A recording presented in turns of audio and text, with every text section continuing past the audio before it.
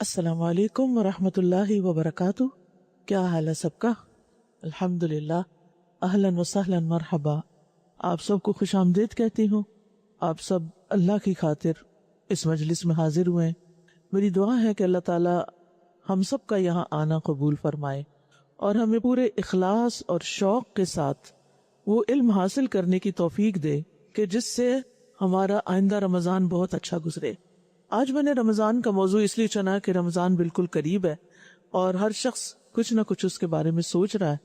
अगरचे उसकी बहुत सी बातें हमें पता होती हैं, लेकिन फिर भी उनको दोहरा लेना और पूरी तैयारी के साथ, शऊर के साथ, इल्म के साथ, जज्बे के साथ रोजे रखना और रमज़ान से भरपूर फायदा उठाना, ये उसी वक्त मुमकिन होता है कि जब इंसान उसका इल्म हासिल करता है और इल्म भी पुराना हो जाता है, उसको भी ताज़ा करना पड़ता है। ठीक है ना? तो इसलिए मैं चाहूंगी कि आप सब इत्मीनान के साथ सीखें। तो अल्लाह सुब्हानहू तआला से दुआ है कि वो हमें भरपूर तरीके से इल्म हासिल करने की तौफीक अता फरमाए।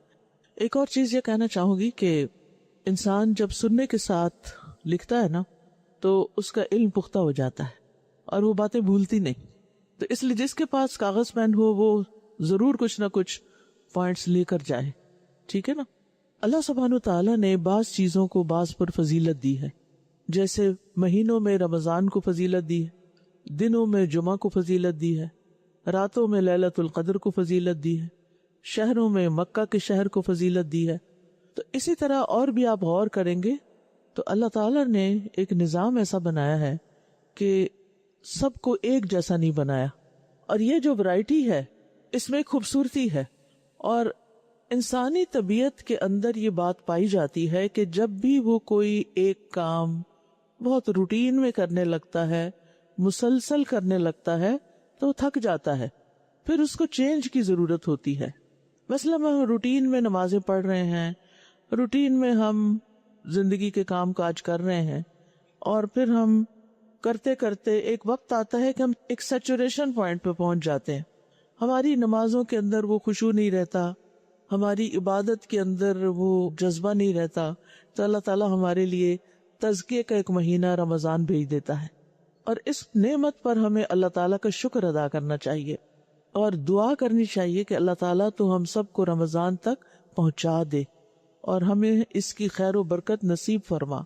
तो अल्लाह सुब्हानहू तआला फरमाते हैं, या अय्युहल्लज़ीना आमनू, ऐ लोगो जो ईमान लाए हो। और अल्हम्दुलिल्लाह हम सब ईमान वाले हैं। मसलन किसी भी शख्स को जब पुकारा जाता है तो उसका जो सबसे खूबसूरत नाम होता है, उससे अगर उसको पुकारा जाए तो उसको बड़ी खुशी होती है। लेकिन अगर किसी आम से नाम से पुकारा जाए तो वो इतना असर नहीं करता। हम जब लोगों को पहचानते हैं तो उसमें भी कहते हैं, अच्छा वो फलाना पान की दुकान वाला, फलाना कपड़े वाला, फलाना जूते वाला और फलाना ईमान वाला। कौन सा ज्यादा खूबसूरत है? ईमान वाला। तो अल्लाह ताला फरमा रहे हैं, या अय्युहल्लज़ीना आमनू, ऐ लोगो जो ईमान लाए हो। तो हमें ईमान वाला कह के पुकारा जा रहा है और ये हमारी बड़ी खुशकिस्मती की बात है कि हमें अल्लाह सुब्हानहू तआला ने एक खूबसूरत नाम दिया है, ऐ ईमान वालो, जिनके पास ईमान है। तुम्हारे लिए क्या खुशखबरी है? कुतिबा अलैकुमुस्सियाम, कि तुम पर रोजे फर्ज कर दिए गए हैं। कमा कुतिबा अलल्लज़ीना मिन क़ब्लिकुम, जैसा कि तुमसे पहले लोगों पर फर्ज किए गए थे। यानी ये अल्लाह ताला का हम सब पर बड़ा एहसान है, एक इनाम है कि उसने पिछली उम्मतों की तरह हम पर भी रोजे फर्ज किए। यानी इस खैर और बरकत से सिर्फ पिछली उम्मतों को ही नहीं नवाजा गया, हमें भी नवाजा गया। क्योंकि रोजा और रमजान एक ऐसी चीज है कि जो सरासर खैर व भलाई की बात है, इसमें खैर ही खैर है। आप देखिए कि कोई भी इबादत जब हम करते हैं ना तो थोड़ी देर के लिए करते हैं। मसलन आप नमाज पढ़ते हैं तो कितनी देर? आधा घंटा। लंबी से लंबी नमाज हार्डली कोई होगा जो आधा घंटा लगाए। 10 मिनट 15 मिनट में नमाज फारिग। कुरान की तिलावत करते कितनी देर ज्यादा ज्यादा करते हैं? वो आधा घंटा। कुछ लोग तो खोलते ही नहीं, सुबह के वक्त ऐसे ही बस खत्म। तो आप देखिए कि इसी तरह हज पे हम जाते हैं तो हज का एक दिन होता है अरफा का, बाकी कुछ मुनासिक के दिन होते हैं, लेकिन असल दिन तो वो अरफा वाला दिन होता है।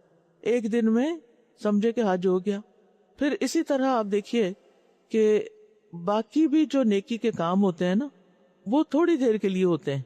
مثلاً آپ نے کوئی کلاس اٹینڈ کی 2 گھنٹے 2.5 گھنٹے 3 گھنٹے، کوئی کورس کر رہے ہیں 5-7 گھنٹے، بس ختم. لیکن روزہ ایسی عبادت ہے جو صبح سے لے کے رات تک آپ مسلسل عبادت میں ہوتے ہیں. تو یہ اللہ تعالیٰ کا ہم پر بہت بڑا احسان ہے کہ اس نے ہم پہ روزہ فرض کر کے ہمیں آپشن نہیں دی کہ تمہاری چوائس ہے، مرضی ہے تو رکھو نہیں تو نہیں. روزہ فرض کر کے ہمارے لیے اس نے نیکی کا ایک شاندار موقع فراہم کر دیا. اور روزہ ایسا عمل ہے کہ اس کے بارے میں حدیث میں آتا ہے، ابو امامہ رضی اللہ عنہ سے روایت ہے کہ انہوں نے رسول اللہ صلی اللہ علیہ وسلم سے سوال کیا کون سا عمل افضل ہے؟ آپ نے فرمایا اپنے اوپر روزے کو لازم کر لو، کیونکہ روزے جیسا کوئی عمل نہیں، یعنی ایک بہترین عبادت ہے، افضل عبادت ہے. تو ہمیں خوشی کے ساتھ اس عبادت میں داخل ہونا چاہیے. اور پھر روزہ کیا ہے؟ روزہ ایک ڈھال ہے. روزے کو ڈھال کہا گیا. ڈھال کیا ہوتی ہے؟ جو لڑائی کے وقت دشمن کے وار سے بچنے کے لیے آگے کر لی جاتی، یعنی ایک شیلڈ ہوتی ہے پروٹیکٹیو، کہ جس سے دشمن کا نشانہ انسان کے جسم کو نہیں لگتا. تو ابو امامہ رضی اللہ عنہ سے روایت ہے کہ نبی صلی اللہ علیہ وسلم نے فرمایا روزہ ڈھال ہے اور مومن کے قلعوں میں سے قلعہ ہے، یعنی ایک مضبوط محفوظ قلعہ ہے جس کے اندر وہ چلا جاتا ہے تو وہ گناہوں سے محفوظ ہو جاتا ہے، شیطان کے وار سے محفوظ ہو جاتا ہے، وہ اپنے دشمن سے حفاظت میں آ جاتا ہے. اور ایک اور روایت میں آتا ہے کہ روزہ آگ سے ڈھال ہے، جس طرح لڑائی میں تم میں سے کسی کی ڈھال ہوتی ہے. پھر اسی طرح یہ ہے کہ روزہ جو ہے یہ خیر کا دروازہ ہے، یعنی جب کوئی شخص نیکی کرنا چاہے، خیر میں داخل ہونا چاہے تو پھر کیا کرے؟ روزہ رکھے. آپ نے فرمایا کیا میں تمہیں خیر کے دروازے نہ بتاؤں، یعنی نیکیوں کے دروازے. روزہ ڈھال ہے اور صدقہ گناہوں کو بجھاتا ہے، یعنی جو غلطیاں گناہ تم سے ہو جاتے ہیں، صدقہ اس آگ کو جو گناہوں کی وجہ سے دہکتی ہے. آپ کو پتا کہ ہم گناہ کو بڑا لائٹلی لیتے ہیں. کوئی بھی غلط کام اسکرین پہ کچھ دیکھ رہے ہیں ہمیں کوئی احساس نہیں ہوتا کہ ہم کوئی گناہ کا کام کر رہے ہیں. ایک بات یاد رکھیے گناہ کے حوالے سے کہ گناہ آگ ہے. گناہ کیا ہے؟ آگ ہے. جب ہم گناہ کرتے ہیں تو گویا ہم کیا کرتے ہیں؟ اپنے لیے آگ دہکا دیتے ہیں. اور اگر توبہ کر کے اس آگ کو نہیں بجھاتے یا کوئی نیک عمل کر کے اس آگ کو نہیں بجھاتے تو پھر قیامت کے دن وہ آگ بھگتنی پڑے گی. تو ہے کسی میں ہمت اس آگ میں جانے کی؟ ہم میں سے کوئی بھی نہیں چاہتا کہ وہ جہنم کی آگ میں جائے. وہ تو دنیا کی آگ سے بھی کہیں زیادہ شدید ہے. تو اس لیے دنیا میں ہی فوری طور پر 2 کام کرنے چاہیے. ایک تو توبہ کر لینی چاہیے. اللہ نے ہمارے اندر ایک گھنٹی رکھی ہے، وہ بج جاتی ہے، غلط کر رہے ہو غلط، یہ اچھا نہیں ہے، اللہ یہ کہ فطرت ہی مسک ہو چکی ہو، ورنہ وہ اندر کی آواز بتا دیتی کہ تم غلط کر رہے ہو. جو ہی اندر کی آواز آئے غلط ہے فوراً پلٹے. انسان کسی انسان کو دکھ دیا اس کو سوری کر لے، نماز میں کوئی غلطی ہو اس کو پورا کر لے. اور اسی طرح اگر زبان سے کچھ نکل گیا غلط تو دل برا ہونے لگتا ہے نا، فوراً کیا کرے؟ پھر کوئی نیکی کرے. ان نیکیوں میں سے روزہ جو ہے وہ ایک بہترین نیکی ہے. اور صدقہ جو ہے وہ گناہوں کی آگ ساتھ ساتھ بجھاتا جاتا ہے، یعنی توبہ بھی کرے اور نیکی کے کام بھی کرے انسان. ایک اور حدیث میں آتا ہے نبی صلی اللہ علیہ وسلم نے فرمایا بے شک روزہ تو ایک ڈھال ہے جس کے ذریعے بندہ جہنم سے اپنا بچاؤ کرتا ہے. اللہ تعالیٰ فرماتا ہے روزہ خاص میرے لیے ہے، لہٰذا میں خود اس کا بدلہ دوں گا. کتنا بدلہ ہوگا، کیا بدلہ ہوگا، وہ تو بتایا ہی نہیں. باقی چیزوں کا بتایا گیا ہے لیکن روزے کا نہیں بتایا گیا، وہ ایک سرپرائز ہے. اور آپ خود سوچئے کہ جو انعام بادشاہ کائنات خود دے گا وہ کتنا بڑا انعام ہوگا، وہ کتنا بڑا ریوارڈ ہوگا. آپ دیکھیں دنیا میں آپ جب کسی انسان کے لیے کوئی کام کرتے ہیں، کوئی محنت کرتے ہیں، کہیں جاب کرتے ہیں، ہر شخص کچھ نہ کچھ تو کرتا ہے نا ارننگ کے لیے. آپ کہیں جاب کرتے ہیں تو کیا ہوتا ہے کہ آپ کو وہی ملتا ہے جو آپ سے طے ہوتا ہے. لیکن کچھ لوگ اتنے کریم النفس ہوتے ہیں، اتنے اچھے ہوتے ہیں کہ وہ صرف اتنا نہیں دیتے جتنا طے ہوتا ہے، وہ زیادہ دیتے ہیں. وہ رکشے والے کے ساتھ بھی حساب نہیں کرتے. وہ غریب آدمی ہے، پتہ نہیں کس طرح بچوں کا پیٹ پال رہا ہے، اتنی مہنگائی ہے، تو وہ بہت زیادہ اس کے ساتھ حساب کتاب نہیں کرتے، کچھ نہ کچھ ایکسٹرا دے دیتے ہیں۔ وہ ریڑھی والے کے ساتھ آپ کو کبھی خیال نہیں آتا، یہ جو ریڑھیاں والے ریڑھی لگا کے کھڑے ہوتے ہیں، صبح گزرو تو اتنے ہی پھل پڑے ہوتے ہیں، شام کو گزرو تو میں نے نہیں دیکھا کہ ریڑھی خالی پڑی ہو بھی سارا ہی بک گیا۔ پتہ نہیں کیا کرتے ہیں غریب بیچارے لے جات کے، کیا اس میں سے بچتا ہے کیا نہیں بچتا۔ اور کچھ ریڑھیوں میں تو اتنی تھوڑی سی چیزیں ہوتی ہیں کہ وہ اگر بک بھی جائیں تو اس میں سے پروفٹ زیادہ سے زیادہ کیا نکلے گا، 1000 1200 2000، اس سے کس کا گھر چلتا ہے؟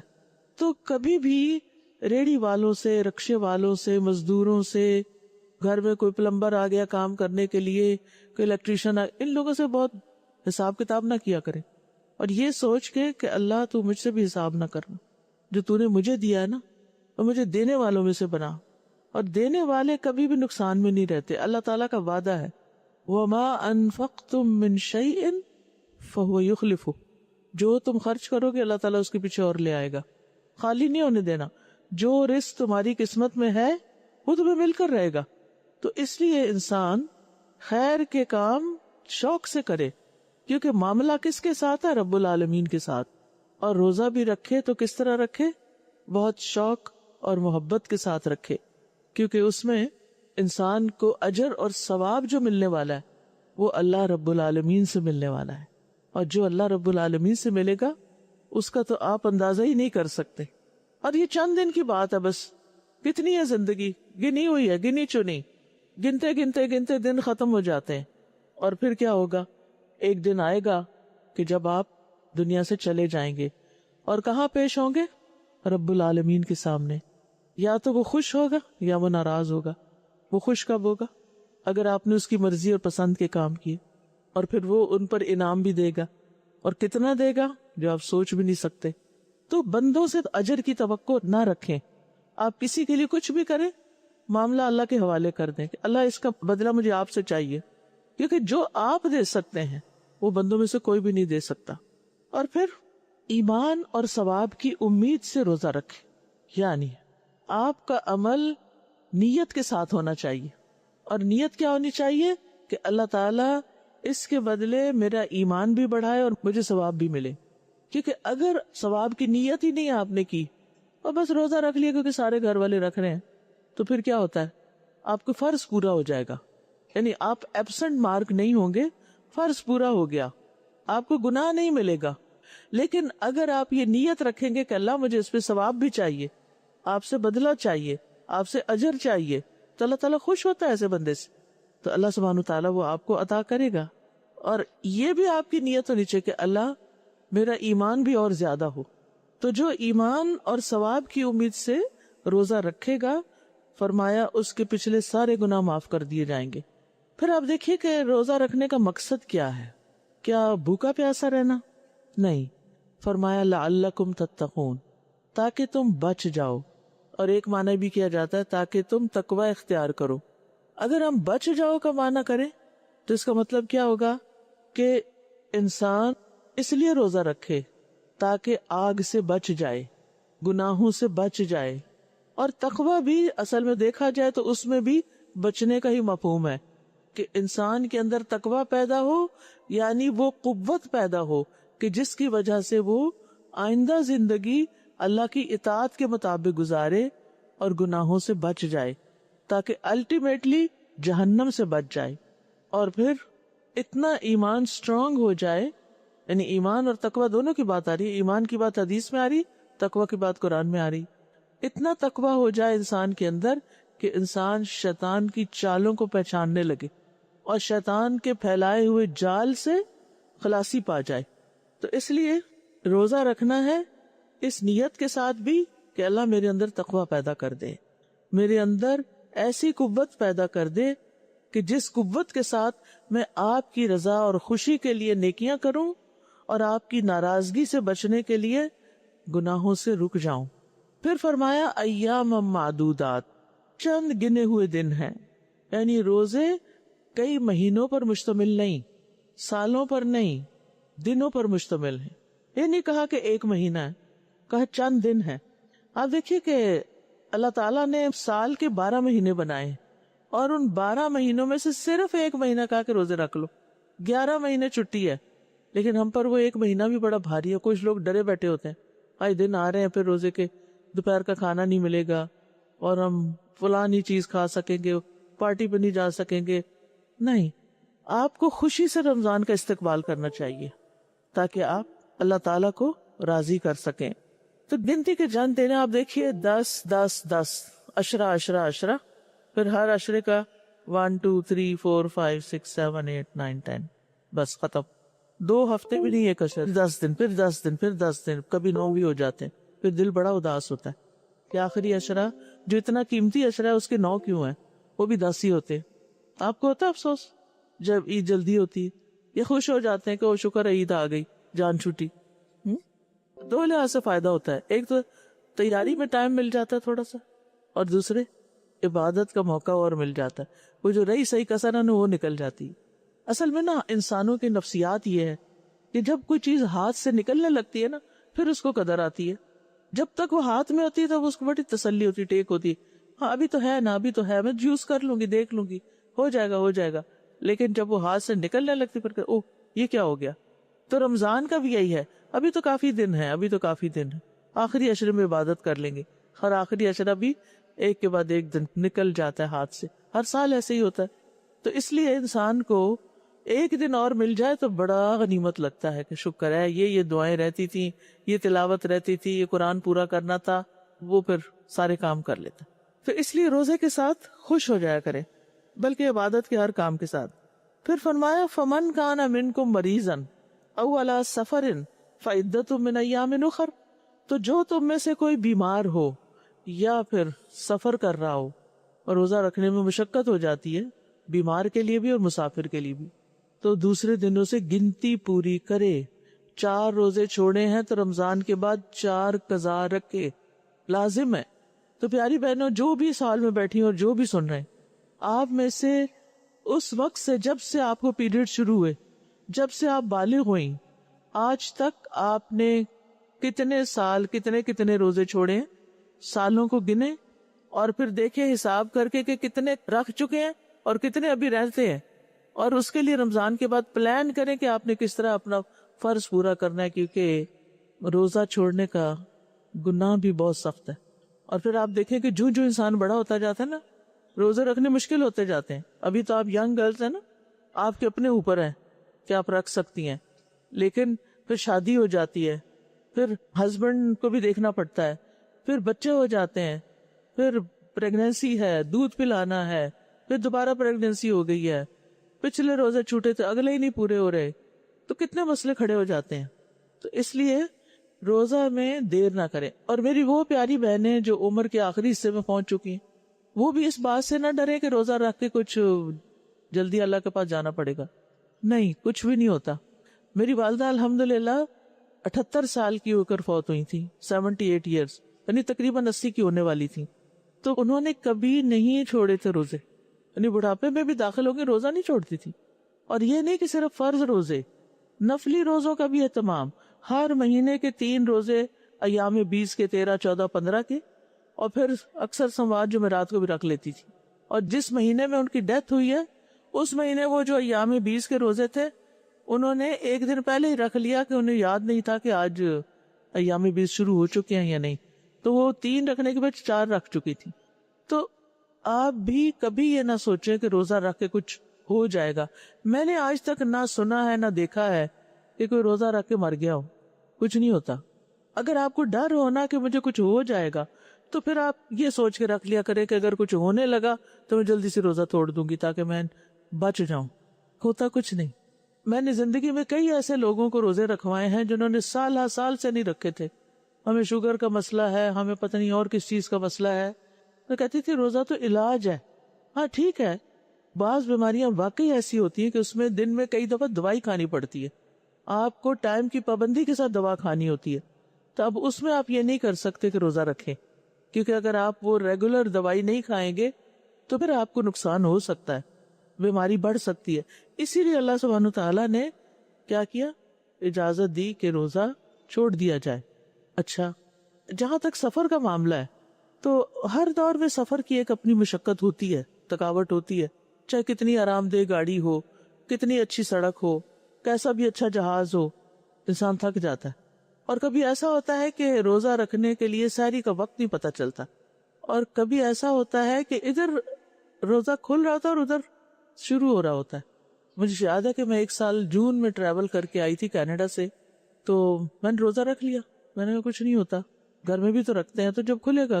اچھا, اور پھر میری یہ نیت تھی کہ اگلا بھی میں نے رکھنا ہے. جب میں نے ان سے ٹائم پوچھا تو افطاری کے 1.5 گھنٹے بعد سحری کا ٹائم تھا. اب میں نے افطاری کی, جلدی سے مغرب پڑھی, ساتھ عشاء پڑھی, اور ساتھ ہی پھر فجر سے پہلے سحری کی اور پھر فجر پڑھ لی. اور پھر وہ جب پاکستان آئے تو وہ تو ختم ہونے کا نام ہی نہ لے روزہ, اور وہ بھی جون کا روزہ. لیکن الحمدللہ میں مری نہیں, زندہ سلامت رہی. بلکہ ایک عجیب سا لطف آیا کہ اللہ سبحانہ تعالیٰ نے وہ اوپر لے جا کے وہ فضا میں روزہ کھلوایا بھی اور رکھوایا بھی, اور ایک ملک میں رکھا اور دوسرے ملک میں آ کے کھولا, تو الحمدللہ. لیکن کبھی کبھی ایسا بھی ہوتا ہے کہ آپ سفر سے اتنے نڈال ہو جاتے ہیں کہ آپ سو جاتے ہیں. ہمارے ساتھ ایک سفر میں ایسا ہوا, ہم پڑھنے کے لیے ترکی گئے ہوئے تھے, تو وہاں رمضان آ گیا. تو ہم نے کہا بعد میں کون رکھے گا, تو ہم نے کہا کہ ساتھ ساتھ ہی روزے رکھ لیتے ہیں, کچھ نہیں ہوتا. اگر مشقت ہوئی کہیں تو چھوڑ دیں گے. تو کوئی مشقت نہیں تھی, آرام سے رکھے جا رہے تھے. تو ایک دفعہ ہم نے استنبول سے ازمیر کا سفر کیا, جو بائی ٹرین تھا, کافی لمبا سفر تھا. اور ہوا یہ کہ ہم اس میں سو گئے. ایسے سوئے سوئے سوئے سوئے پتہ نہیں آدھی رات آنکھ کھلی, اور وہ روزہ ہی نہیں کھولا ہم نے, کیونکہ سو گئے, پتہ ہی نہیں چلا, ایسی شدید تھکاوٹ ہوئی. تو کبھی ایسا بھی ہوتا ہے. تو اس لیے اللہ تعالیٰ نے جو رخصتیں دی ہیں نا, تو ان کو لینا بھی خوشی سے چاہیے. ٹھیک ہے, یہ نہیں کہ کوئی زیادہ تقویٰ ہے اگر آپ سفر میں روزہ رکھیں, جو رکھ سکتا رکھے. لیکن اگر نہیں رکھ سکتا تو پھر کیا کرے, وہ بعد میں رکھ لے. لیکن گنتی پوری کرنی ضروری ہے.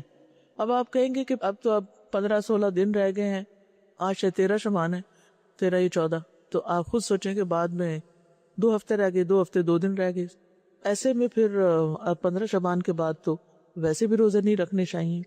اب کیا کروں پچھلے روزوں کا, کوئی بات نہیں, جو ہی رمضان ختم ہو, اگر اس سال بھی مس ہو, یہ بھی اور اگلے بھی, ایک سکیجول بنا لیں.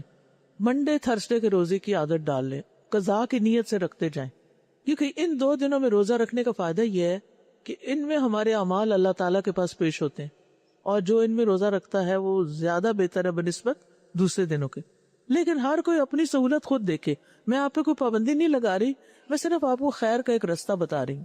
اسی طرح 13, 14, 15 نفلی روزے رکھنے کے دن آپ فرض کی نیت سے رکھ لیں. اسی طرح عشرہ ذوالحجہ کے پہلے 9 دن, ان میں کوئی بھی عمل انسان کرتا ہے تو وہ سال بھر کے عمل سے افضل ہوتا ہے. ان دنوں میں روزے رکھ لیں, وہ آپ کو کیا ہوگا, ثواب بھی کئی گنا زیادہ ملے گا, قضا بھی ہو جائیں گے. پھر محرم کے روزے, محرم میں بھی آتا ہے ایک آدھ روزہ, لیکن محرم کا مہینہ ویسے ہی اس کو اللہ کا مہینہ کہتے ہیں, تو اگر آپ اس مہینے میں زیادہ سے زیادہ روزے رکھیں تو بہت اچھا ہے. لیکن اگین یہ کہ آپ کی کیا صلاحیت ہے, صحت کی کیا حالت ہے, ہر شخص اپنا فیصلہ خود کر سکتا ہے. لیکن میں کہنا یہ چاہتی ہوں کہ آپ اپنے دماغ سے یہ بات نکال دیں کہ روزہ رکھنے سے پتہ نہیں کیا ہو جائے گا. بعض بزرگ ایسے ہوتے ہیں وہ رکھنا چاہتے ہیں, بچے نہیں رکھنے دیتے. نہیں امی آپ اب نہیں رکھ سکتی, تو آپ انہیں کہیں کہ مجھے رکھنے دیں, میں دیکھ لوں گی, مجھے اپنی باڈی کو خود پتہ ہے. نہیں رکھ سکی تو اللہ کے یہاں رخصت ہے. اور اگر آپ عمر کے اس حصے میں کہ دوبارہ قضا کر ہی نہیں سکتے تو ساتھ کے ساتھ فدیہ دے دیں. ریسنٹلی میں ایک درس میں تھی کسی جگہ پر, تو ایک خاتون نے مجھ سے سوال کیا کہ اگر کوئی فوت ہو جائے اور اس کے روزے رہتے ہوں تو کیا فدیہ دے دیا جائے, اب کیا کیا جائے. اور شاید بہت سارے روزے تھے, تو میں نے کہا انہوں نے رکھے کیوں نہیں, کہتے پتہ ہی نہیں تھا, احساس ہی نہیں تھا. حالانکہ عمومی طور پہ الحمدللہ ہمارے معاشرے کے اندر یہ ایک اویئرنیس بہت ہے, لوگ نماز نہیں پڑھتے روزہ رکھ لیتے ہیں. یہ بھی بڑی خیر ہے لوگوں کے اندر کہ روزہ رکھ لیتے ہیں, اور رمضان میں کسی نہ کسی طرح نماز بھی پڑھ لیتے ہیں پھر. اور یہ روزے آئے اس لیے تاکہ ہمارے اندر نیکی کی عادتیں پختہ ہوں, اور بعد میں ہمارے اندر اتنا سیلف کنٹرول آ جائے کہ ہم بہت سی بری عادتیں بھی چھوڑ دیں اور بعد میں بھی روزے سے رہیں. اور روزہ صحت کے لیے بھی بہت عمدہ چیز ہے. انسان کے اندر جتنے زہریلے مادے ہوتے ہیں نا, روزے کی وجہ سے وہ زہریلے مادے ختم ہو جاتے ہیں. روزے کی وجہ سے جو جسم میں تپش پیدا ہوتی ہے وہ اس زہر کو کھا جاتی ہے اور آپ صاف ستھرے ہو جاتے ہیں. یعنی لعلکم تتقون میں صرف جہنم سے بچنا نہیں، گناہوں سے بچنا نہیں، بلکہ بیماریوں سے بچنا بھی شامل ہے، اخلاقی بیماریوں سے بھی اور دوسری بیماریوں سے بھی. ٹھیک ہے. اچھا، بات یہ ہو رہی تھی کہ جو رکھنے کی طاقت ہی نہیں ہے جن میں، وہ کیا کریں؟ وَعَلَى الَّذِينَ يُطِيقُونَهُ فِدْيَةٌ طَعَامُ مِسْكِينٍ، اور وہ لوگ جو روزہ رکھنے کی طاقت نہ رکھتے ہو، انتہائی بوڑھے، کچھ بوڑھے ایسے ہوتے نا ان کو ڈیمنشیا وغیرہ ہو جاتا ہے، تھوڑا بہت ہوش ہوتا ہے، کچھ نہیں ہوتا، تو ڈیلی اگر دے سکے فدیہ، کھانا ایک کھانا دیتے جائیں وہ بھی ٹھیک ہے. لیکن اگر آپ ڈیلی نہیں دے سکتے تو جو ہی رمضان شروع ہو پہلے دن سے 30 دنوں کا نکال کے دے دیں، کسی کو روزہ رکھنے کے لیے راشن دے دیں. اور اگر کوئی آس پاس مسکین ہے تو اس کو ساتھ بٹھا کے کھانا کھلا لیں، کیونکہ ایوریج وہی دینا جو آپ خود کھاتے ہیں. یہ نہیں کہ خود تو آپ روز پلاؤ کھائیں اور غریب کو آپ سوکھی روٹی دے دیں. جیسا خود کھاتے ہیں نا بس اسی طرح کا ایوریج ڈیلی جیسے آپ کے گھر میں پکتا ہے. ہر گھر کا الگ حساب کتاب ہوتا ہے. کچھ گھروں میں ہفتے میں ایک دفعہ گوشت پکتا ہے اور کچھ لوگ روز ایک نہیں دو تین گوشت پکا کے کھاتے ہیں. ہر طرح کے لوگ ہیں دنیا میں. تو پھر آپ جیسا خود کھاتے ہیں نا ویسا ہی دیں. اور پھر فرمایا فمن تطوع خیرا فہو خیر اللہ، اور جو خوشی سے نیکی کرے تو اسی کے لیے اچھی ہے. خوشی سے نیکی کرنے کا مطلب کیا ہے؟ ایک مطلب تو یہ ہے کہ ایک مسکین کا کھانا دینے کی بجائے زیادہ مسکینوں کو کھانا کھلا دے. اور دوسرا معنی کیا ہے کہ فدیہ دے دیا، رمضان کے بعد ہمت آئی روزہ بھی رکھ لیا. اور ایک معنی یہ ہے کہ ایک سے زیادہ کھانا، یعنی صبح شام کا کھانا. ویسے ایک ٹائم کا کھانا ہے تو صبح شام کا بھی آپ دے سکتے ہیں، زیادہ لوگوں کو بھی دے سکتے ہیں، ایک بندے کو بھی دے سکتے ہیں. یہ تو پھر آپ کے اپنے اوپر ہے کہ آپ کس درجے کی نیکی کر سکتے ہیں یا کرنا چاہتے ہیں.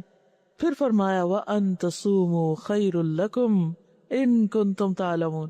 یہ ساری رخصتیں ہیں بیمار کے لیے، مسافر کے لیے، بوڑھوں کے لیے، لیکن اس کے ساتھ یہ یاد رکھیں کہ اگر تم روزہ رکھو تو یہ تمہارے حق میں زیادہ بہتر ہے. روزہ رکھنا بہرحال بہتر ہے. یعنی یہ نہ ہو کہ کوئی کہے آج مجھے صبح صبح نا چھینکیں بڑی آ رہی تھی تو میں نے سوچا کہ کہیں مجھے زکام ہی نہ ہو جائے تو بہتر ہے میں روزہ نہ رکھوں. ایسے نہیں سوچنا. ٹھیک ہے، 2-4 چھینکیں آنے پر روزہ نہیں چھوڑا جا سکتا، بلکہ کیا کرنا ہوگا؟ روزہ رکھنا ہوگا. بلکہ سخت زکام لگ جائے نا تو کہتے ہیں فاقہ کرو، وہ روزہ زیادہ بہتر ہے اس بیماری میں. کچھ بیماریاں روزے سے بلکہ ٹھیک ہوتی ہیں اور کچھ بڑھتی ہیں. جو بڑھتی ہیں ان میں چھوڑا جا سکتا ہے. رسول اللہ صلی اللہ علیہ وسلم نے فرمایا بے شک تمہارا رب فرماتا ہے کہ ایک نیکی کا ثواب 10 گنا سے 700 گنا ہے، اور روزہ صرف میرے لیے ہے، کیونکہ صرف اللہ جانتا کہ ہم روزے سے ہیں کہ نہیں. اس کا بدلہ میں ہی دوں گا. روزہ آگ سے ڈھال ہے، روزہ دار کے منہ کی بو اللہ کے نزدیک مشک سے یعنی کستوری سے بھی زیادہ اچھی ہے. یعنی اللہ تعالیٰ اتنی قدر کرتا ہے روزہ رکھنے والوں کی. اب آپ دیکھیں کہ رمضان کا مہینہ آ رہا ہے نا، تو روزے کے علاوہ اور کیا کیا کام کرنے ہیں. ایک بات تو یہ کہ رمضان کا مہینہ کھانے پینے کا مہینہ نہیں، عبادت کا مہینہ ہے. Fasting not feasting. فیسٹنگ کیا ہوتی ہے؟ فیسٹ کیا ہوتی ہے؟ دعوتیں، کھانے پینے. اس مہینے میں خوب روزے رکھیں، عبادت کریں، لیکن دعوتیں رمضان کے بعد کر لیں. افطاریاں کرانی ہیں، لوگوں کے گھر میں بھیج دیں. سب سے پہلے تو غریبوں کو راشن دیں. الحمدللہ الہدا ہر سال بہت سارے غریبوں کو راشن دیتا ہے. آپ خود جانتے ہیں غریبوں کو خود بانٹ دیں. نہیں تو ایسے ادارے جو اجتماعی طور پہ غریبوں کو راشن دیتے ہیں آپ وہاں بھی جمع کرا سکتے ہیں، فدیہ بھی جمع کرا سکتے ہیں. تو یہ نیت رکھے، کیونکہ جو روزہ کھلواتا ہے نا کسی کا، اس کو اتنا ہی اجر ملتا ہے جتنا روزہ رکھنے والے کو ملتا ہے. تو اس چیز کا حریص ہونا چاہیے. آپ کھجوریں بانٹ سکتے ہیں، آپ شربت بانٹ سکتے ہیں، آپ کھانا پکا کے بانٹ سکتے ہیں. آپ اپنے بچوں کو بھی اس میں شریک کریں. میری بچیاں جب چھوٹی چھوٹی ہوتی تھی تو ہم کیا کرتے تھے کہ کھانا بنا کے پھر ٹرے سجا کے پھر تینوں بہنیں جاتی تھی ایک ایک گھر میں، وہ نیبرز کو پکا ہوا کھانا دے دیتی تھی. یعنی کوئی جیسے اسپیشل ڈش ہوتی ہے نا، تو آپ یہ بھی کر سکتے ہیں. آپ ڈرائی راشن لے کے وہ بھی دے سکتے ہیں. آپ کو پتا ہوتا ہے آپ کے کون رشتہ دار کس مشکل میں ہے، تو یہ آپ کا کام ہے. لیکن آپ نے اس مہینے میں عبادت پر فوکس کرنا ہے. اور جو راشن واشن دینا نا، شعبان میں سب کچھ اکٹھا کر کے تقسیم کر کے ہر چیز سارٹ آؤٹ کر کے رکھ لے اور رمضان میں بس پھر دیتے جائیں اور دیتے جائیں، کیونکہ ثواب زیادہ ہوتا ہے. پہلے بھی دے سکتے ہیں کیونکہ جب وہ کھائیں گے رمضان میں تو ثواب تو تبھی ملے گا نا. روزے کے علاوہ جو دوسری بڑی اہم عبادت ہے وہ ہے قیام، تراویح. قیام اللیل جو ہوتا ہے نا وہ 3 طریقے کا ہوتا ہے. ایک یہ کہ عشاء کے ساتھ ہی، جسے عام طور پہ ہماری مسجدوں میں ہوتا ہے. آپ میں سے کتنی خواتین مسجد میں تراویح پڑھنے جاتی ہیں؟ ساری نہیں جاتی، شاید بچوں کی وجہ سے نہ جاتے. اگر نہیں جا سکتی تو گھر میں بھی انتظام کریں، گھر میں انتظام کریں. ہمارے والد مسجد میں فرض نماز پڑھ کے آ جاتے تھے اور پھر الحمدللہ ہر سال ہمارا بہت بڑا سین تھا، اس میں صفیں لگ جاتی تھی. آس پاس کے جتنے لوگ، خواتین بھی مرد بھی، الحمدللہ سارے تراویح پڑھتے تھے، کیونکہ اکیلے اکیلے پڑھنا ذرا مشکل ہوتا ہے. اور عشاء کے ساتھ اسی لیے قیام اللیل کر لیا جاتا ہے تاکہ رات کی عبادت بھی ہو جائے. رمضان پورا ہی بڑا بابرکت مہینہ ہے، شہر البرکہ، تو اس لیے دن کو روزہ رکھا اور رات کو قیام کیا. تو پہلا طریقہ عشاء کی نماز کے بعد حافظ بچوں کو تلاش کریں جن کے حفظ پکے ہوں. اگر آپ کے گھر میں 2 لوگ ہیں، 4 خواتین ہیں، نیبر میں 2-4 مل کے 5-10 بن جاتی ہیں، کسی بچی کو لیں، اس کو صف کے بیچ میں ہی کھڑا کریں اور وہ آپ کو قرآن سنائے. اور اگر نہیں کوئی انتظام تو حضرت صفوان جو تھے، حضرت عائشہ کے آزاد کردہ غلام، وہ مصحف سے دیکھ کے پڑھتے تھے. تو آپ کیا کر سکتے ہیں کہ آج کل سٹینڈ بھی ملتے ہیں، پتہ نہیں یہاں ملتے ہیں کہ نہیں، سٹینڈ ہوتے ہیں جن کے اوپر قرآن کھول کے رکھ دیا جاتا ہے، اور بڑے سائز کے سٹینڈ کے ساتھ ہی قرآن ملتے ہیں.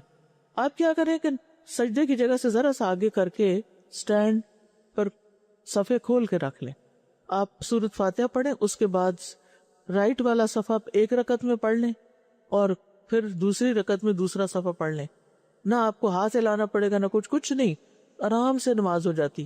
لیکن اگر آپ 2 صفحے پڑھنا چاہتے ہیں تو بس ایک دفعہ آپ کو سجدے سے اٹھتے ہوئے صفحہ پلٹنا ہوگا اور اس کے بعد پھر آپ اگلی رکعت میں بھی 2 صفحے آرام سے پڑھ سکتے. ایک طریقہ یہ ہے. دوسرا طریقہ یہ ہے کہ آپ موبائل لیں اور اس پر آپ کھول لیں اور ایسے ہاتھ باندھ کے آپ اس طرح موبائل رکھیں، اپنا ہاتھ اس طرح رکھیں جیسے ہاتھ پہ ہاتھ رکھا ہوا ہے تاکہ آپ کو مشکل نہ ہو، اور اس سے دیکھ کے آپ پڑھ سکتے ہیں. ساتھ میز رکھیں، بس دیکھ کے بغیر ایسے رکھ لیں، پھر ایسے کر لیں اور ایسے موڈ پہ رکھیں کہ موبائل بند نہ ہو کہ آپ اس میں پاسورڈ ٹائپ کرتی رہیں، یہ نہ ہو. ٹھیک ہے، موبائل کھلا ہی رہے، تلاوت والا صفحہ کھلا ہی رہے، اور بغیر زیادہ حرکت کیے آپ تلاوت بھی کر سکتے ہیں، تراویح لمبی ہو سکتی ہے. اب آپ دیکھیے کہ یہ جو ہے نا، نماز میں حرکت نہیں زیادہ کر سکتے نا، اس لیے میں نے یہ 2 طریقے بتائے جس میں کم سے کم حرکت ہوتی ہے اور آپ کی نماز اچھی ہو جاتی. دوسرا قیام، آپ عشاء پڑھ کے کچھ لکھنے پڑھنے کا کام کرتے ہیں، کوئی ایگزام ہے آپ کا، کچھ بھی، تو اب سونے لگے آپ رات کے 12 بجے، تو سونے سے پہلے کچھ نوافل پڑھ لیں. تیسرا یہ ہے کہ آپ رات کو نہیں پڑھ پاتے لیکن آپ صبح بڑے فریش ہوتے ہیں، تو سحری پکانے سے 1 گھنٹہ پہلے اٹھ جائیں اور آپ اس وقت تہجد پڑھ لیں. یہ تینوں چیزیں قیام اللیل کہلاتی ہیں جو رمضان میں آپ کر سکتے. ٹھیک ہے، اول رات پڑھتے ہیں تو تراویح کہلاتی ہے، آخر رات پڑھتے ہیں تو تہجد کہلاتی ہے. سمجھ آئی؟ کلیئر ہو گیا نا سب کو؟ اوکے. تو اپنی عبادتوں میں اضافہ کرنا ہے. اسی طرح آپ دیکھیے کہ اشراق کے نفل، اگر آپ کو عادت ہے تو بہت ہی اچھا، اگر عادت نہیں تو رمضان میں عادت ڈالنے کی کوشش کریں.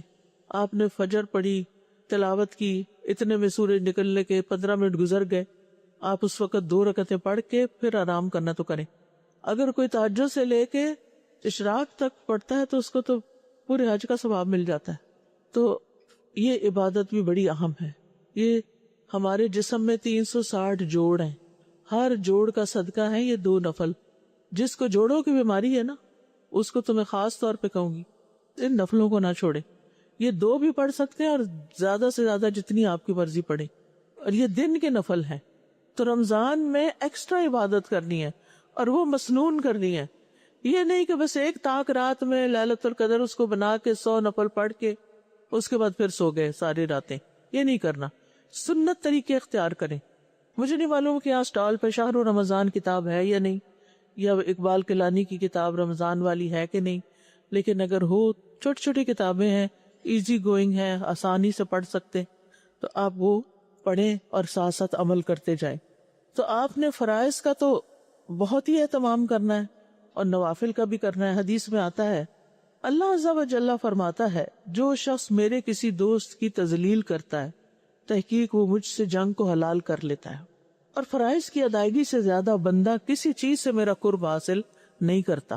یعنی سب سے زیادہ ہم قریب ہوتے ہیں اللہ تعالیٰ کے جب ہم اپنا فرض پورا کرتے ہیں، اور بندہ میرا قرب حاصل کرنے کے لیے مسلسل نوافل پڑھتا رہتا ہے حتیٰ کہ میں اس سے محبت کرنے لگتا ہوں۔ سبحان اللہ۔ آپ چاہتے ہیں اللہ تعالیٰ آپ سے محبت کرے تو پھر یہ نہ کیا کیجئے کہ فرض نماز کے بعد جلدی سے اٹھ کے کھڑے ہو گئے، سلام پھیرا اٹھ کے کھڑے ہو گئے، نہ سنت نہ نفل۔ اکثر لوگوں نے یہ وتیرہ بنا رکھا ہے، اور ینگ لوگوں نے، مجھے حیرت ہوتی ہے ان کو کیا مسئلہ ہے۔ بزرگوں کا تو پھر ہم کہتے ہیں چلو بھئی ان کو مشکل ہوتی ہے، وضو قائم رکھنا مشکل ہے، یا یہ کہ اٹھنا بیٹھنا ان کا مشکل ہے، لیکن بچوں کو کیا مسئلہ ہے؟ اچھے بھلے سمجھتے ہوئے، یہ میرے آگے جتنی بھی ینگ گرلز بیٹھی ہوئی ہیں، آگے بیٹھنے کا ایک حق ادا کریں کہ آپ رمضان میں عادت ڈالیں، 12 سنت دن کی پورا کر، اس کے لیے جنت میں کوئی محل ہے۔ اگر دنیا میں کوئی کہے نا کہ یہ 15 منٹ یہاں یہ کام کر لو تو وہ فلاں محل تمہارے نام لگا دیں گے، کوئی پیچھا رہے گا؟ محل ملنے لگا، اگر محل ملنے لگا تو پھر تو اور کیا چاہیے؟ تو اللہ کے وعدوں پہ یقین کوئی نہیں یقین ہو تو پھر تو پیچھے رہے ہی نا۔ اس لیے بہت ضروری ہے کہ آپ نے سب سے پہلے فرض پورے کرنے، اس کے بعد سنتوں کا اہتمام کرنا ہے، اس کے بعد نفل ہیں جتنے آپ پڑھ سکیں، کیونکہ جو نفل پڑھتا ہے نا اللہ تعالیٰ اس سے محبت کرتا ہے، بس یہ بات پکی کر لیں۔ فرمایا پھر اگر وہ مجھ سے کچھ مانگتا ہے تو میں اسے عطا کرتا ہوں، اور اگر دعا کرتا ہے تو اس کی دعا قبول کرتا ہوں۔ مجھے اپنے کسی ایسے کام میں تردد نہیں ہوتا جیسا اس بندے کی موت پر ہوتا ہے، کیونکہ وہ موت پسند نہیں کرتا اور میں اسے تنگ کرنا اچھا نہیں سمجھتا۔ ایسے اللہ تعالیٰ محبت کرتے ہیں بندے سے۔ کیا ہمیں اتنی بھی توفیق نہیں کہ اللہ کی محبت حاصل کر سکیں چند نفل پڑھ کے؟ کیا واقعی ہمارے پاس ٹائم نہیں؟ واقعی ٹائم نہیں؟ پھر ایمان اور ثواب کی امید سے آپ نے قیام کرنا ہے، ٹھیک ہے نا؟ اور قیام کے لیے کوئی جگہ مقرر کر لیں جو خاموش گوشہ ہو، اگلی طرف گھر کے، جہاں بچے نہ آئیں، جہاں ٹی وی کی آواز نہ آئے۔ اور آخری عشرے میں تو اور بھی زیادہ عبادت کرنے کی ضرورت ہوتی ہے۔ رسول اللہ صلی اللہ علیہ وسلم نے فرض نماز کے بعد سب سے زیادہ فضیلت والی نماز رات کی نماز کو قرار دیا، اور قیام میں خوب تھکنے کو پسند کیا۔ نبی صلی اللہ علیہ وسلم اتنی دیر کھڑے ہو کے نماز پڑھتے کہ آپ کے قدموں یا پنڈلیوں پر ورم آ جاتا، سوج جاتے۔ جب آپ سے اس کے متعلق کچھ عرض کیا جاتا کہ آپ کے پاؤں سوج گئے تو فرماتے کیا میں اللہ کا شکر گزار بندہ نہ بنوں؟ یہ شکر ادا کرنے کا طریقہ ہے، کھڑے ہو کر لمبی نماز پڑھنا۔ ہم سب کہتے نہیں ہم اللہ کا بڑا شکر ادا کرتے، بڑا شکر ہے۔ بھئی کیا شکر ہے اگر آپ کی نماز ہی لمبی نہیں؟ اور رمضان کی راتیں غفلت میں نہیں گزارنا، یعنی جہاں کرنے کا کام کرنا ہے وہاں دوسرا کچھ اور نہیں کرنا۔ کچھ لوگ مسجد میں بھی اپنا موبائل لے جاتے ہیں، امام صاحب نے نماز شروع کر دی اور یہ بیٹھ کے موبائل سکرول کر رہے ہوتے ہیں۔ بدبخت لوگ، کیا یہ کام بعد میں نہیں ہو سکتے؟ جہاں خیر بٹ رہی ہو، جہاں ایک ایک حرف کی نیکی 10 گنا ہو، وہاں تلاوت ہو رہی ہے اور ہم کہتے ہیں ہاں ہمارے کان سن رہے ہیں، ہم ساتھ اپنے فرینڈز کے میسیجز بھی دیکھ لیں، فالتو فارغ کام اپنے کر لیں۔ تو آپ نے مسجد کے آداب کا خیال بھی رکھنا ہے، اور بہتر تو یہی ہے کہ موبائل گاڑی چھوڑ کے جائیں، اللہ یہ کہ آپ کو رستے میں ضرور، ورنہ ایروپلین موڈ پہ کر کے مسجد میں داخل ہو، یہ کھلے گا بعد میں جب میں باہر نکلوں گی۔ میرا پورے کا پورا دھیان اللہ کی طرف۔ اور رمضان کی راتیں جو ہیں وہ گھر میں بھی اگر آپ نماز پڑھیں تو غفلت میں نہیں گزارنی۔ ایک اور اہم ترین عبادت صدقہ خیرات۔ نبی صلی اللہ علیہ وسلم رمضان میں کتنا صدقہ کرتے تھے؟ کیسی سخاوت ہوتی تھی؟ تیز آندھی سے بھی زیادہ۔ جب آپ جبریل سے ملتے، اور ہر رات جبریل سے ملتے تھے آپ۔ صدقہ انسان کے سچا ہونے کی دلیل ہے کہ واقعی انسان اللہ پر ایمان رکھتا ہے اور اس کو سچ سمجھتا ہے، اور اس کے اجر پر اس کو پورا یقین ہے۔ صدقہ بری موت سے بچاتا ہے، صدقہ گناہوں کی آگ بجھا دیتا ہے، صدقہ رب کے غضب کو ٹھنڈا کرتا ہے۔ اللہ تعالیٰ بندے پہ ناراض ہوتا ہے جب وہ کوئی غلط کام کرتا ہے، تو صدقے کی وجہ سے وہ ناراضگی دور ہو جاتی ہے۔ صدقہ مال میں برکت کا ذریعہ ہے، صدقہ رزق میں اضافے کا ذریعہ ہے. صدقہ کرنے والے کو اللہ تعالیٰ بہترین نعم البدل عطا کرتے ہیں، جو وہ دیتا ہے اس سے بہتر دیتے ہیں. تو نبی صلی اللہ علیہ وسلم رمضان میں بہت زیادہ صدقہ کیا کرتے تھے. جبریل علیہ السلام رمضان کی ہر رات میں آپ سے ملاقات کرتے اور آپ کے ساتھ قرآن کا دور کرتے. رسول اللہ صلی اللہ علیہ وسلم لوگوں کو بھلائی پہنچانے میں بارش لانے والی ہوا سے بھی زیادہ جود و کرم فرماتے. یہاں بہاڑی میں کوئی آندھی شاندھی آتی، بہت آتی ہے. پھر کیا ہوتا ہے جب آندھی آتی ہے تو آپ کے گھر میں کوئی کمرہ بچتا ہے جہاں گرد نہ جائے؟ بند کھڑکیوں سے بھی اندر آ جاتی ہے نا گرد. یہ مثال دی گئی کہ آندھی سے بھی زیادہ تیز آپ کی خیرات ہوتی تھی. کوئی جگہ نہیں، کوئی بندہ نہیں بچتا تھا کہ وہ آپ سے فیض حاصل نہ کرے. آپ نے ایک ٹارگٹ رکھنا ہے کہ اس رمضان میں میرے دائرہ کار میں جتنے لوگ ہیں میں نے ان سب کے ساتھ کچھ نہ کچھ خیر و بھلائی کا کام ضرور کرنا ہے. وہ کیا ہے وہ آپ میں سے ہر شخص خود سوچے. کسی کو آپ عید گفٹ کے طور پر کچھ دیں گے، کسی کو رمضان کے طور پر، کسی کو کسی طرح، کسی کو کسی طرح، کسی کو کھانا کھلائیں گے، کسی کو کپڑا دیں گے، کسی کو کوئی اور چیز دیں گے. بس یہی سوچ میں لگا رہے کہ کون ہے جس کو میں نے کچھ نہیں دیا. سب کو کچھ نہ کچھ، کچھ نہ کچھ، کچھ نہ کچھ. اور وہ اگر آپ ابھی سے ہی پلان کر لیں نا، لسٹیں بنا کے رکھا کریں. ایک دفعہ بنا لیں گے نا لسٹیں، وہ آئندہ ہمیشہ کام آتی رہیں گی. اور اس میں پھر انسان جلدی چیک آؤٹ کر لیتا ہے. اچھا اس کو بھی ہو گیا، اس کو بھی ہو گیا، اس کو بھی ہو گیا. اچھا او فلانا تو یاد ہی نہیں رہا، اس کو بھی کر لو کچھ.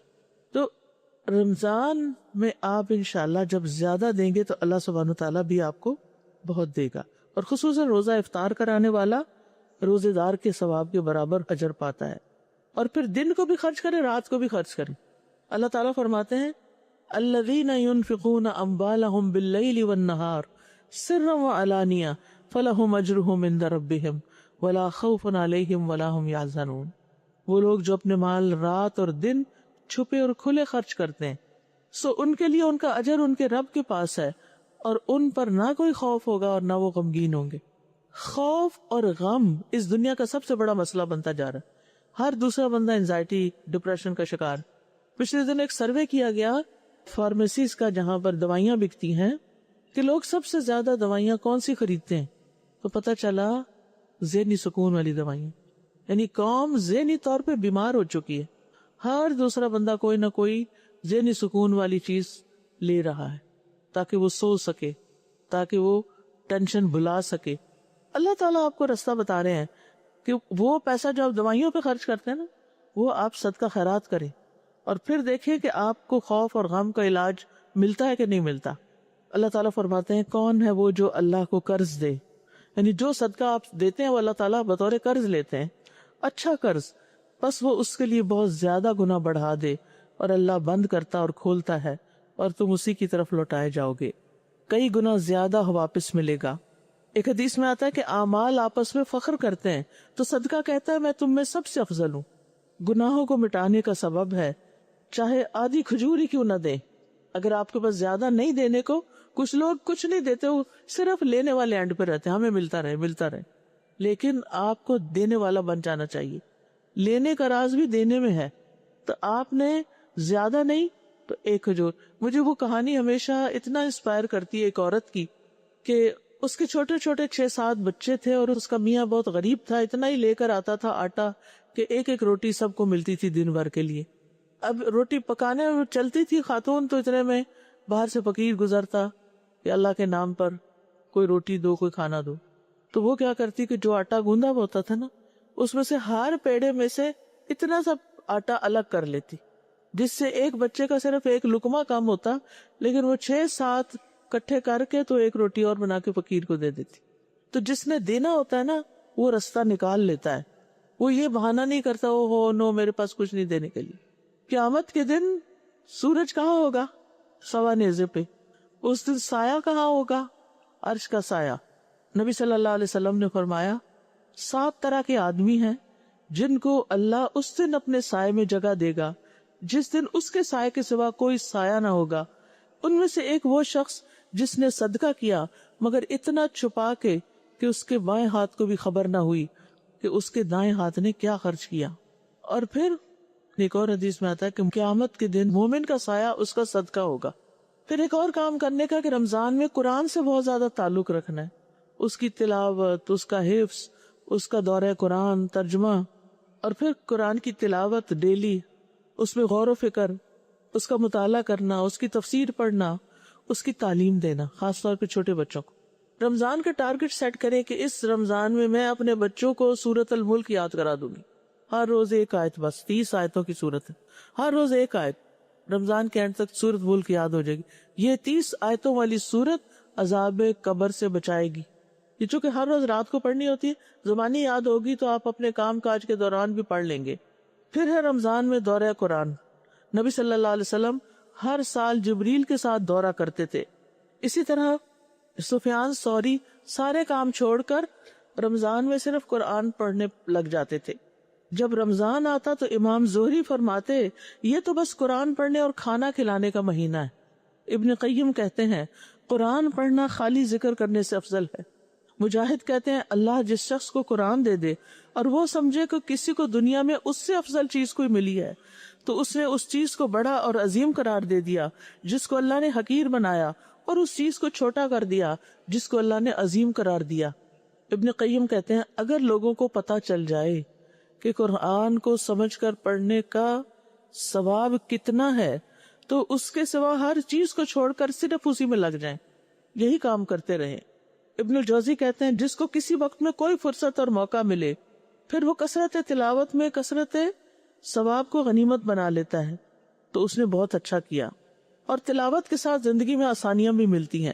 یہ کسی کا قول ہے قرآن کی کثرت سے تلاوت کریں اور اس کو نہ چھوڑیں، بس جس چیز کو آپ طلب کر رہے ہیں آپ جتنا قرآن پڑھیں گے وہ اسی قدر آپ کو سکون ملنا شروع ہو جائے گا، اتنا ہی آسان ہوگا وہ نعمت ملنا۔ اور پھر یہ کہ تدبر سے پڑھنے کا بھی فائدہ ہے۔ اس کے علاوہ چلتے پھرتے، اٹھتے بیٹھتے، کھانا پکاتے، ان سارے اوقات میں آپ نے ذکر اذکار کرنے ہیں، سبحان اللہ والحمد للہ ولا الہ الا اللہ واللہ اکبر لا حول ولا قوت الا باللہ، پھر لا الہ الا اللہ وحدہ لا شریک لہ آخر تک، پھر لا حول ولا قوت الا باللہ، پھر نبی صلی اللہ علیہ وسلم پر درود بھیجنا۔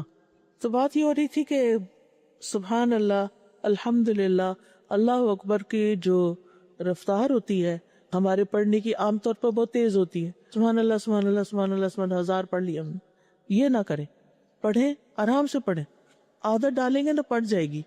سبحان اللہ، خاص طور پہ کھانا پکاتے ہو جو چیز دیکھے کہ سبحان اللہ، ہلدی کو پیلا کس نے بنایا اور مرچ کو لال کس نے بنایا، سبحان اللہ سبحان اللہ، یعنی جو چیزیں نظر آ رہی ہو نا، بچے نظر آ رہے ہو، اچھا ان کی آنکھیں کس نے بنائی، سبحان اللہ، یہ پلکوں کے بال کس نے جوڑے، سبحان اللہ، اللہ کی قدرت دیکھ دیکھ کے سبحان اللہ کیا کر۔ تو یہ ذکر کرنا جو یہ بڑا ضروری ہے رمضان میں تلاوت وغیرہ کے علاوہ۔ اور پھر یہ کہ ابن القیم کہتے ہیں جو شخص ہمیشہ تسبیح کرتا ہے اس کا چہرہ چمکنے لگتا ہے، تو اسکن کیئر بھی ہے یہ۔ پھر کثرت سے دعائیں کرنا، آپ نے دعائیں بھی پڑھنی ہیں، وَإِذَا سَأَلَكَ عِبَادِي عَنِّي فَإِنِّي قَرِيبٌ، اور روزہ دار کی کوئی دعا رد نہیں ہوتی، اور رمضان کے ہر دن اور رات ایک دعا قبول ہوتی ہے، اور روزانہ رات کو دعاؤں کی قبولیت کے لیے آسمان میں دروازے کھلتے ہیں، تو اس وقت خاص طور پر دعائیں کرنی ہیں آپ نے، اور دعا نہ کرنا اللہ کی ناراضگی مول لینا ہے۔ پھر اس کے علاوہ رمضان میں توبہ استغفار کرنی ہے، گناہوں کو چھوڑنا ہے، اس کا ارادہ کر لینا ہے، اپنا ذاتی تزکیہ کرنا ہے، اپنی نگاہوں کی حفاظت کرنی ہے، اپنے اندر دل کی حفاظت کرنی ہے، اپنی زبان کی حفاظت کرنی ہے، بری باتوں اور جھوٹ کو رمضان سے نکالنا ہے، اور پھر لغو باتوں سے بھی پرہیز کرنا ہے، گھر والوں کے ساتھ اچھا معاملہ کرنا ہے، ان کو ساری افطاری میں مدد دینی ہے، گھر کے کام بھی کرنے ہیں۔ اسود کہتے ہیں میں نے عائشہ رضی اللہ عنہا سے پوچھا نبی صلی اللہ علیہ وسلم اپنے گھر میں کیا کیا کرتے تھے؟ کہنے لگی آپ گھر کے کام کاج میں مصروف رہتے تھے اور جب نماز کا وقت ہوتا تو نماز کے لیے اٹھ کھڑے ہوتے تھے۔ تو ہم نے اس سنت کو بھی زندہ کرنا ہے، کیونکہ افسوس کے ساتھ کہنا پڑتا ہے کہ ہمارے یہاں معاشرے میں یہ چیز رواج پا گئی ہے کہ گھر کے کام کرنا میں کو معصیت ہوں، مجھے یوز کر رہے ہیں۔ یہ غلط سوچ ہے، کس کو اپنے گھر سے پیار نہیں ہوتا، اور جن لڑکیوں کی شادی نہیں وہ اپنے گھر کو گھر نہیں سمجھتی، اس انتظار میں کہ آگے جا کے اپنا گھر بنائیں گے۔ تو آپ نے اس کو اون کرنا ہے۔ پھر یہ ہے کہ والدین کے ساتھ اچھا سلوک، کچھ نہ کچھ ان کو دینا ہے رمضان کا تحفہ۔ پھر معاشرتی لیول پر اخلاقی اقدار کا اہتمام، اچھے کاموں کی لسٹ بنا لیں، اور اچھے کاموں میں کون کون سے کام ہیں میں بولتی ہوں، آپ اپنی چھوٹی سی لسٹ تو بنائیں جو اس میں سے آپ کر سکتے ہیں. صلہ رحمی کرنا. صلہ رحمی کرنے کے 2 بڑے فائدے ہیں. رزق میں برکت ہوتی ہے اور دوسرے عمر میں برکت. چھوٹی سی عمر میں آپ بڑے بڑے کام کر جاتے ہیں. اپنے رشتہ داروں کے ساتھ بھی، والدین کے رشتہ داروں کے ساتھ بھی اچھا سلوک کرنا ہے. ٹھیک، پڑوسیوں کا خیال کرنا ہے، کھانا کھلانا ہے، سب سے اچھی گفتگو کرنا ہے، لوگوں سے مسکرا کے ملنا ہے، نرمی سے کام لینا ہے، سروینٹس کی مدد کرنی ہے. کیونکہ بعض لوگ گھروں میں بہت دعوتیں کرتے ہیں اور بےچارے مسکین ملازم جو ہیں ان کو نماز پڑھنے کا بھی وقت نہیں دیتے. پھر خندہ پیشانی سے پیش آنا ہے، غصے کو پی جانا ہے، لوگوں کو اچھی باتیں بتانی ہے، یعنی لا علم لوگوں کو تعلیم دینی ہے، نیکی کا حکم دینا، برائی سے روکنا ہے، ہر مظلوم کی مدد کرنی ہے، اللہ کی خاطر دینی بہن بھائیوں سے بھی ملاقات کرنی ہے. جنازوں میں عورتیں تو شرکت نہیں کرتی لیکن گھر کے لوگوں کو انکریج کرنا ہے، مصیبت زدہ کو تسلی دینی ہے، بیماروں کی تیمارداری کرنی ہے، دعوت قبول کرنی ہے، علماء کا احترام کرنا ہے. اس ساری کمپلیٹ لسٹ تو نہیں، لیکن یہ چیزیں عام طور پر اگنور ہوتی ہیں تو اس لیے میں نے ان کو ہائی لائٹ کر دیا ہے. رمضان نیکیوں کی دعوت دینے والا مہینہ ہے اور رمضان میں نیکی کے مواقع جمع ہو جاتے ہیں. رسول اللہ صلی اللہ علیہ وسلم نے فرمایا یقیناً جنت میں ایسے بالا خانے بھی ہیں جن کا اندرونی حصہ ان کے باہر سے نظر آتا ہے اور ان کا بیرونی حصہ ان کے اندر سے نظر آتا ہے. ایک دیہاتی آپ کی طرف کھڑا ہوا اور کہنے لگا یا رسول اللہ یہ کس کے لیے ہیں؟ فرمایا اس شخص کے لیے جو اچھی بات کرے، کھانا کھلائے اور روزے رکھے. اور پھر آپ دیکھیے کہ بعض اوقات ہم صدقہ سمجھتے ہیں وہ مال پیسے خرچ کرنے، دوسروں سے اچھی طرح بات کر لینا، ان کا کام کوئی کر دینا، یہ بھی صدقہ ہوتا ہے. اور کسی کو خوش کر دینا، کسی کی ضرورت پوری کرنا، یہ بھی بہت بڑے اجر کا کام ہے. تو ذاتی عبادت کے ساتھ ساتھ دوسروں کے کام بھی آنا ہے. پھر یہ کہ رمضان صبر والا مہینہ ہے، انسان اس میں غصے پر کنٹرول پانا سیکھے. جو لوگ بہت ہائپر ہیں ان کو فائدہ ہوتا ہے اس میں.